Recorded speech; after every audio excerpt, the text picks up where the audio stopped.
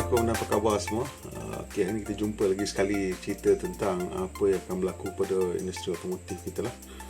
Sebenarnya sebelum COVID-19 ini menyebabkan kita terpaksa mengharungi Perintah Kawalan Pergerakan ni, sebenarnya ada beberapa model baru yang akan dilancarkan pun, sebenarnya dah dilancarkan pun sejak beberapa hari sebelum PKP ni. Antaranya ialah Honda Accord yang terbaru dan juga Honda Civic Facelift. Dua ni sudah pun dilancarkan. Jadi ada juga beberapa model lagi yang memang dalam perancangan untuk dilancarkan, tapi agaknya dah dibuat pengumuman tentang PKP ni, semua jadi disangkut lah dan berhenti. Jadi industri otomotif Malaysia ni pernah mengalami keadaan teruk pada tahun 1998 dan 1985 sebenarnya. Jadi tahun 1985 dia menurun sebanyak sampai 70%, tapi dalam tempoh 3 tahun lah, daripada 1985 sampai lebih kurang tahun 88 macam tu lah. Dalam keadaan tu kita kelihatan industri merosot lebih kurang 20% setahun sepanjang 3 tahun. Jadi sampai 88 tu dia berkurangan daripada tahun 85 tu sebanyak 60% lah. Tapi yang teruk kena sekali terduduk masa 1998, di mana total industri volume ataupun jumlah penjualan kenderaan menurun sebanyak 69% sampai 70% menurun. Jadi di situ kita lihat bagaimana memang banyak syarikat yang rasa begitu tercabar sekali lah. Dan ada juga beberapa perkara yang dilakukan oleh kerajaan pada masa itu yang telah berjaya mengurangkan kesan krisis keuangan ASEAN. Krisis keuangan Asia yang bermula daripada bulan Julai lebih kurang tahun 1997, di mana kita melihat bagaimana duit mata wang Thailand baht diserang bertalu-talu sehingga menyebabkan Bank Negara Thailand kehabisan reserve untuk mempertahankan mata wang mereka, sehingga ianya terus merosot lah. Dan pada masa itu Thailand mengambil keputusan untuk meminta pertolongan daripada Amerika Syarikat dan juga IMF, tetapi tidak dilayan. Mungkin kerana mereka tidak merasakan ini akan mendatangkan kesan kepada mereka lah. Tapi jelas pada masa itu ianya agak meleset juga, kerana mungkin the contagion tak pergi sampai ke Amerika Syarikat dengan secara teruk, tetapi telah menghentam ekonomi seperti Hong Kong dan Korea Selatan dengan agak teruk juga, di mana mereka juga telah kehabisan South Korea sebagai contohnya telah juga kehabisan reserve dalam dia punya Bank Korea untuk mempertahankan won. Jadi tak dapat nak mempertahankan, akhirnya mereka terpaksa menghadapi satu keadaan getir di mana mereka terpaksa meminta bantuan daripada IMF, dan mereka diberi banyak juga duit lah, 55 bilion, dan tapi duit itu datang dengan pelbagai syarat lah. Antara syarat-syaratnya ialah pelbagai syarat terhadap industri dan juga sistem keuangan mereka. Dan ini telah melihat Korea kehilangan beberapa jenama besar jugalah, terutamanya dalam industri otomotif pada masa itu. Yang saya ingat lah, yang lain saya tak apa ingat sangat, tapi dalam industri otomotif saya ingat sangat pada masa itu, kerana jenama-jenama seperti Samsung Motors, LG tak ada dah sekarang, banyak dah dibeli.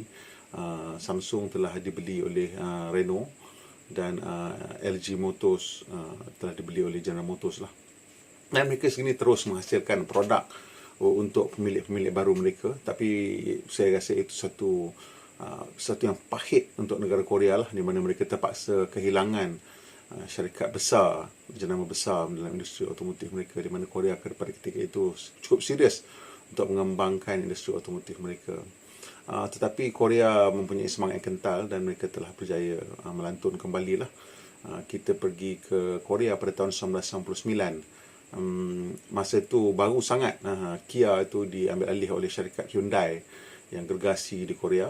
Dan pada masa itu saya ingat masa saya tergelak juga kerana pada sidang media tersebut, di mana wartawan daripada seluruh dunia dipanggil, kita diberitahu bahawa pada masa itu Hyundai Kia jika digabungkan mereka adalah syarikat kereta nombor 10 terbesar di dunia pada masa itulah 1999, dan mereka berkatakan bahawa mereka ingin menjadi top 5 dalam masa 10 tahun, dan akan lompat kepada masa itu jenama-jenama besar seperti Honda, Nissan, dan juga fiat, dan ini sesuatu yang agak mengejutkan lah pada kita, tetapi mereka telah berjaya melakukannya, dan mereka berjaya melakukannya. Mereka menjadi top 5 dalam tempoh tak sampai 10 tahun, tak silap saya dalam tempoh 9 tahun ke 8 tahun lebih, mereka telah berjaya menjadi top 5. Itu dia kekentalan semangat di Korea lah. Tapi di Korea ni dia orang lain sikit, dia orang menyokong jenama tempatan. Dia tak ada kutuk mengutuk jenama tempatan, dia orang sokong jenama tempatan, milik tempatan tu 100%. Dia susah kalau kita pergi ke Seoul, ke mana-mana di Korea, susah nampak kereta jenama-jenama lain. Kebanyakannya kereta jenama Korea. Itulah cara mereka dapat kembali menjadikan ekonomi mereka lebih kuat daripada sebelumnya. Jadi daripada kita tengok pengalaman di situ, berbeza dengan tahun 2008, iaitu 10 tahun kemudian. Jadi kita tengok krisis ekonomi ni semacam ada kitaran, antara 8 hingga 10 tahun dia berulang balik dan menjadi kembali. Nanti kita buat satu video lain lah, kenapa berlaku kitaran tersebut lah, macam mana boleh ada kitaran 10 tahun ini. Dia ada macam short term debt cycle dengan long term debt cycle lah. Basically it's about macam mana kredit menjadikan ataupun hutang yang diberikan oleh bank dan diambil oleh pembeli dan juga industri menghasilkan satu keadaan di mana kita mendapat ruang lebih untuk berbelanja tanpa menghasilkan pendapatan yang lebih. Ini sebenarnya kita berhutang dengan diri kita di masa depan lah. Jadi bila kita mula-mula nak ambil tu hutang, nak berbelanja tu sedap, nak membayar tu, bila kita membayar maksudnya kita tidak boleh berbelanja sebanyak mana pendapatan kita. Jadi keupayaan berbelanja tu semakin mengecut, dan apabila hutang semakin banyak, keupayaan berbelanja semakin mengecut. Nanti dia jadi cycle lah, mula-mula dia naik, kemudian dia jatuh balik. Jadi itu antara sebab. Tak apa, itu nanti kita cerita lain lah. Tapi apapun apa yang berlaku pada Korea ialah di mana mereka juga melakukan beberapa proses untuk menyelamatkan industri mereka, tetapi mereka tidak nampak begitu jelas bail out secara yang di mana wang negara dibelanjakan khusus untuk menyelamatkan syarikat-syarikat mereka begitulah. Mungkin pada masa itu kerajaan Korea juga tidak mempunyai wang yang banyak dalam reserve mereka untuk melakukan sesuatu. Tapi apapun mereka telah berjaya bounce back. Berbeza dengan Amerika Syarikat, di mana negara-negara lain kita susah nak cetak duit dengan sesuka hati, tapi di Amerika Syarikat, di mana kita lihat tahun 2008, di mana subprime crisis telah menyebabkan sistem kewangan Amerika Syarikat kehilangan kecairan begitu teruk sekali sehingga mungkin akan roboh lah. Itulah di mana kita mula sekali mendengar fenomena ataupun terma too big to fail. Jadi terminologi too big to fail ni adalah satu red flag lah kepada semua ekonomis lah. Kita sepatutnya tidak membiarkan sesuatu syarikat ataupun sesuatu organisasi menjadi too big to fail, kerana ini akan menyebabkan pelbagai masalah lain, kerana kita dan terpaksa membantu atau bail out mereka dengan menggunakan wang rakyat. Tapi kita tengok apa yang berlaku di Amerika Syarikat 2008. Ini saya nak cerita sebagai kontras kepada apa yang berlaku pada Korea lah, di mana Korea mereka terus membantu untuk rakyat boleh terus berbelanja untuk maintain internal demand for the economy, di mana Amerika Syarikat mereka mengambil wang sebegitu banyak. Saya tak silap saya penyudahnya selepas 3-4 tahun tu syarikat ataupun kerajaan Amerika Syarikat melakukan quantitative easing. Sebelum itu dah mula berlaku sebenarnya, kerana ekonomi mereka semakin ketat. Tapi bila 2008 berlaku, mereka lakukan quantitative easing sebanyak, tak silap saya, berpuluh bilion sebulan lah. Dan penyudahnya Amerika Syarikat telah menggandakan hutang negara mereka daripada, saya tak tahu lah, 10 trilion kepada 20 trilion. Kalau tak silap saya, dalam tempoh, saya ingat 3 tahun pertama tu, mereka telah mencetak 2 trilion lebih duit lah. Tak tahu mana datang tu, mencetak aja sebab dia Amerika Syarikat dan dia ialah global reserve currency, jadi mereka boleh melakukan begitu. Tapi yang sedihnya, apabila mereka melakukan begitu, mereka menyelamatkan bank, di mana duit tersebut masuk secara terus kepada akaun bank untuk memberikan mereka kecairan, tetapi ia tidak membantu orang ramai. Jadi bila bank ni dapat duit bantuan, bail out money daripada kerajaan ni, mereka terus kecairan mereka cantik lah, akaun mereka menjadi cantik. Tapi bila berlaku begitu, bank ni dia dah dapat kecairan yang cantik. Tahun 2009 dia celebrate, dia bagi bonus besar-besar kepada dia punya eksekutif dan bos-bos mereka, tetapi duit itu tak dikeluarkan untuk membantu industri dan juga membantu pasaran. Dia takut nak bagi pinjam, pasal tuan dia dah sibuk bagi pinjam dekat subprime. Subprime maksudnya dia orang dah tak ada orang yang mampu ambil loan yang dengan kredit yang elok, dia orang bagi je loan dekat siapa-siapa je, dan kemudian mereka melakukan financial fraud lah by taking the loan and selling the debt as derivatives. Ini semua benda-benda high finance, saya nak cerita nanti lain kali lah kita cerita. Jadi apapun, bila keadaan begitu berlaku di mana mereka inject duit tu masuk ke bank dan tidak ke orang ramai, ini menyebabkan demand masih lagi stagnate, tak boleh nak meningkat. Jadi kita tengok berbeza di Asia ni pun, di Malaysia pun kita tengok 1998 pun kerajaan mengambil tindakan untuk mengekalkan permintaan ataupun ekonomi, demand within the economic system, dan antara cara mereka melakukan begitu ialah dengan menolak segala cadangan daripada IMF untuk meningkatkan menaikkan kadar apa tu orang panggil bunga ataupun interest kepada pinjaman. Jadi cara IMF ni ialah untuk mengurangkan pinjaman dan dengan menaikkan interest. Jadi bila you menaikkan interest ni menyebabkan, satu, memang betul lah ramai orang tak boleh nak pinjam, tapi pinjaman yang sedia ada pun akan menyebabkan orang terpaksa bayar lebih banyak. Jadi dahlah masa itu pendapatan berkurangan, terpaksa dia ambil lebih banyak pendapatan untuk membayar hutang daripada untuk berbelanja. Jadi ini menyebabkan contraction yang lebih teruk lah. Kita memang dia akan berlaku begitu. Jadi kerajaan Malaysia telah mengambil keputusan untuk menolak cadangan IMF tersebut, dan apa yang mereka lakukan ialah satu tindakan yang agak lain daripada yang lain juga pada masa itu, iaitu dengan capital control dan meletakkan satu nilai tetap untuk ringgit Malaysia tu. Kalau dulu sebelum itu ringgit Malaysia tu dia terapung, jadi boleh bergerak ke mana-mana. Jadi sebelum 1997 krisis kewangan tu, nilai kita ialah $2.5 saya ingat, dan apabila keadaan paling teruk sekali dia naik sampai $4.4 untuk $1.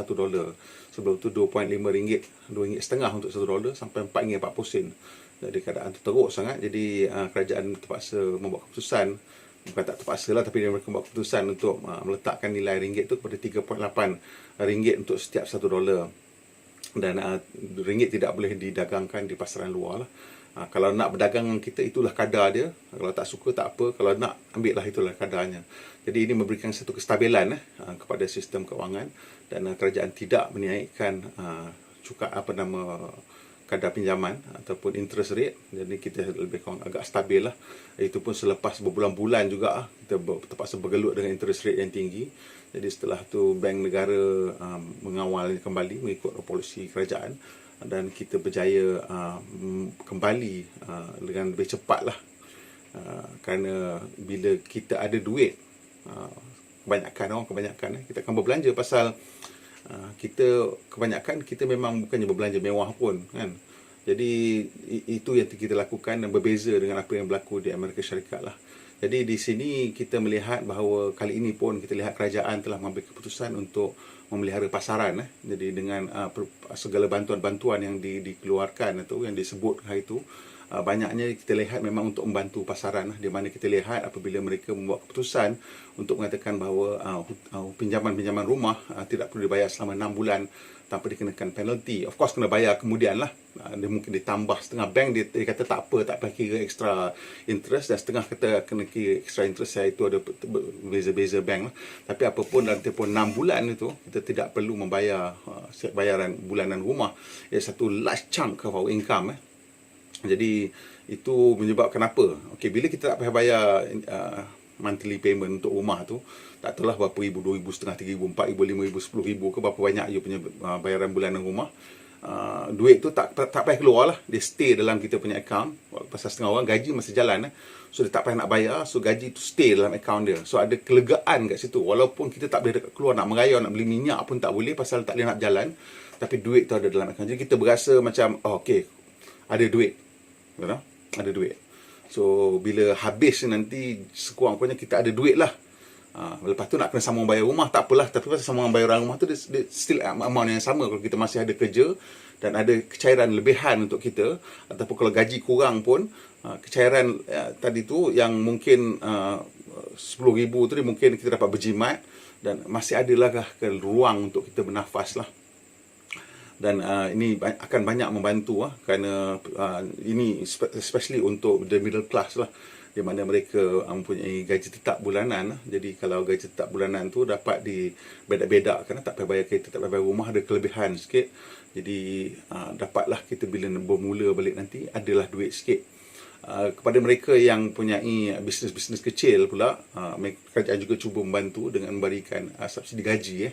Mula-mula 600 kan, kemudian kepada RM1,200. Jadi subsidi gaji ini adalah sesuatu yang memang akan membantulah. Tapi itu pulang kepada pemilik perniagaan lah, sama ada mereka ingin mengambil peluang ni ataupun tidak. Kerana ada dia punya syarat-syaratnya. Kita tak boleh nak, kalau dah ambil duit tu, dan kita tak boleh nak buang pekerja selama 6 bulan. Jadi kalau syarikat tu tak yakin selepas COVID-19 ni lega, dia tak boleh nak kembali kepada tahap perniagaan sebelumnya, mungkin dia takkan ambil benda tu dan akan let go of dia punya people lah.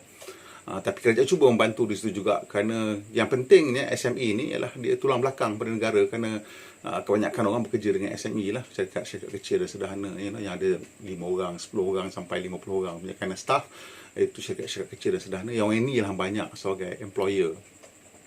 Jadi kita lihat di situ kerajaan memang cuba membantulah, dengan juga bantuan-bantuan yang diberikan RM600 ke apa ke, yang Makcik Kiah dapat semua itu dapat membantu untuk mengelakkan kesusutan keuangan lah. Jadi apabila ekonomi kembali nanti, kita berharap bahawa orang akan berasa begitu lega dan mempunyai keuangan yang lebih sikit. Jadi all the pent up demand yang masa tempoh 2-3 bulan ni, dia tak disappear, tak hilang, tak evaporate. Jadi kita harap apa segala permintaan untuk kereta tu akan ada balik di situ. Mungkin tidak serta-merta, tapi akan ada lah. InsyaAllah dia tak begitu teruk sangat. Itu saya tak tahu betul ke tak betul, tapi kita berharapnya tidak akan berlaku begitu teruk sangat. Tapi apapun sebenarnya, kita ni Malaysia adalah sebuah negara perdagangan lah. Kita top 30 lah, number 25 ke apa. We used to be a lot higher lah, number 11, top 20. But now kita like in the top 30 of the world trading nation, definitely top 50 lah. In the ranking of World Trading Nation. Jadi kita sangat-sangat bergantung kepada ekonomi dunia. Jadi apabila dunia kita lihat mereka juga agak risau tentang apa yang akan berlaku selepas COVID-19 ini reda, kita berharap permintaan dunia akan terus ada lah untuk produk-produk yang kita hasilkan di Malaysia. Jadi di situ kita ada sikit kena bergantung kepada apa yang orang lain buat lah. So apapun saya rasa ini akan mendatangkan kesan lah kepada kita. Seperti saya cakapkan semalam, saya rasa dalam 20-30% kehilangan volume untuk automotive industry itu is a conservative estimate lah. Kalau dia jadi teruk mungkin sampai 50%, ataupun mungkin lebih teruk lagi pada tahun 1998, iaitu 70%. Tapi kita berharap ia tak sampai ke situ lah. Dan kita sangat berharap bahawa segala bantuan yang kerajaan telah berikan dan telah cadangkan akan membantu kita untuk mengekalkan permintaan, to maintain, sustain the level of demand. Tak biar we don't want the floor to collapse, for the economy to collapse. Jadi saya rasa benda-benda ni semua telah dikira, dan ianya mungkin cukup untuk membantu kita mengekalkan sedikit permintaan apabila COVID-19 ini kembali, dan membantu kita kembali jalan lancar lah. Ini ceritanya kiraan ni semua orang-orang pandai-pandai kena kira lah. Apabila tak ada berlaku aktiviti ekonomi macam ni, pasal berbeza dengan 1998 dulu, kilang tu dia bukan tak boleh jalan sebab apa, sebab tak tahulah dia punya interest rate terlalu tinggi ke apa ke pada masa tu. Jadi hutang bank jadi terlalu banyak, dan itu yang menjadikan goyang and lay off people and all that. Tapi sekarang kita tak boleh keluar nak pergi kerja, so kilang tu terpaksa idle, tak boleh nak buat apa-apa. Jadi tak ada apa yang boleh dihasilkan dari segi ekonomi. So economically we are not as productive, sama dengan China lah. Masa dia teruk, sekarang katanya dah recover balik, dah mula dah start ni balik, sebab pollution level nampak dah naik kan. So kita tahu macam kilang tu dah mula buka balik. So sini memang tak ada production activity. So ini akan menyebabkan there's no value lah being created. Jadi bila no value being created, there cannot be any kind of income lah. Jadi pihak kerajaan dengan bantuan-bantuan keuangan yang mereka lakukan ini sebenarnya sedang membuat keputusan untuk in the end taxpayers will pay. Macam mana pun taxpayer akan bayar. Kok mana pun pusing, ceritalah kat US ke kat mana ke, pandai mana pun, bail out macam mana terror pun kan.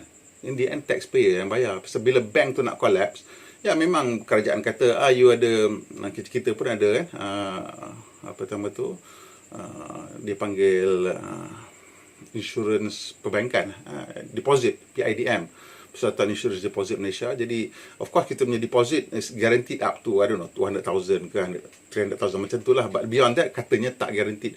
Tapi bila keadaan macam bila berlaku di 2008 di Amerika Syarikat, in the end memanglah dia orang punya sama apa, sistem dia pun sama juga, ada dia punya guarantee ataupun insurance to deposit tu sampai tu certain amount aja. Tapi apabila keadaan jadi berlaku sampai macam 2008 tu, in the end the government picks up the tab and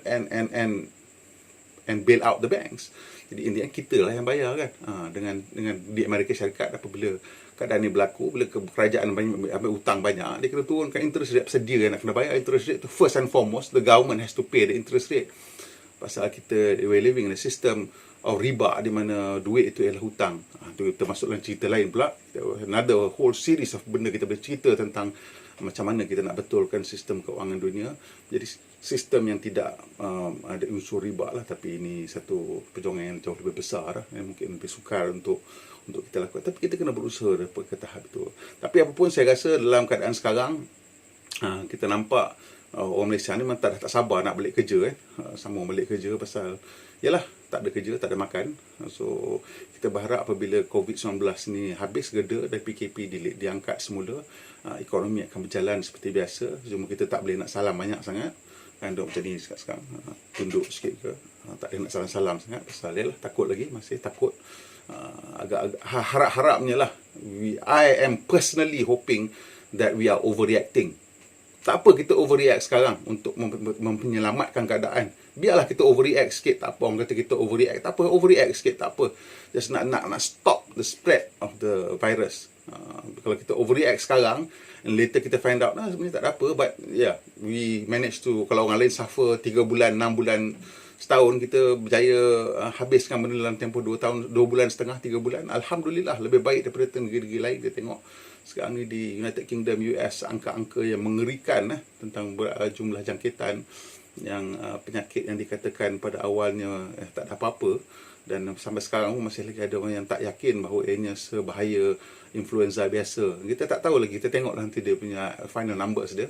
Memang benda-benda macam MERS dulu pun kan, swine flu, bird flu dulu pun, memang angkanya ada yang tidak begitu teruk. Pasal jumlah kematian keseluruhan over time mungkin tak seteruk dengan normal influenza yang memang tiap-tiap tahun beratus-ratus ribu, mungkin berjuta orang mati akibat influenza, terutama di musim sejuk dan mungkin lebih tua dan punya masalah pernafasan. Tapi still ada benda yang sangat mengerikan pada COVID-19 ni, iaitu dia mudah berjangkit dan ianya tidak mendatangkan kesan kepada kita sampai mungkin 14 hari. Katanya di Iceland mereka membuat random testing dan mendapati 50%, 50% rakyat mereka mempunyai COVID-19, tapi tak ada angka kematian dia biasa je, tak ada terlalu tinggi. Jadi tak tahulah ke mana kita akan pergi. Kita berharap ekonomi dunia akan recover dengan elok juga, supaya kita pun akan dapat recover dengan elok. Yang pentingnya kita kena daripada sekarang bersedia dengan pelbagai idea lah untuk menghadapi dunia post COVID-19 ni. Fikirkanlah, mungkin yang biasa ada kerja pun kena fikirkan apa bisnes baru yang kita nak masuk, nak mulakan, nak lakukan, supaya kita tidak terlalu bergantung kepada keadaan yang akan berlaku. Nanti mungkin tak ada kerja ke apa ke. Sekarang ni banyak ekonomi semakin global, semakin elektronik atas talian. Macam-macam kita boleh lakukan. Kita boleh jadi app developer, kita boleh jadi macam-macam benda yang kita boleh lakukan dalam dunia sekarang. Especially kalau kita small operation, kita boleh cari kita punya niche dan lakukan sesuatu. Ni saya punya niche lah, saya merapu pasal kereta. Okey, sampai situ saja, dah panjang, dah 24 minit. Apapun, kalau ada apa-apa lagi soalan, kita boleh sambung lagi. Esok kita akan mungkin buat recap balik apa model-model yang telah dilancarkan sementara COVID-19 ni. Dan kita jumpa lagi. Pemandu Malaysia pun yang berhemah. Kita jumpa lagi, insyaAllah.